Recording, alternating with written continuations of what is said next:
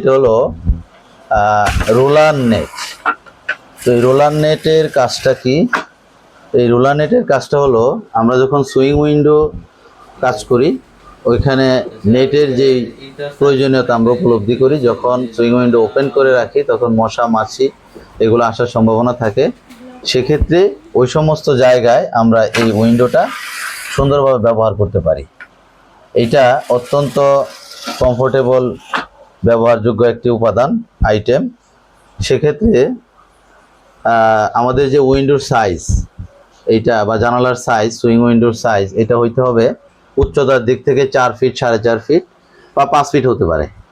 পাশে 2 থেকে 2.5 এর বেশি যদি হয়, যেহেতু এটা ফাইবার নেট, সেক্ষেত্রে জিনিসটা বাতাসে টুল পড়তে পারে এবং বাতাসে দুলতে পারে।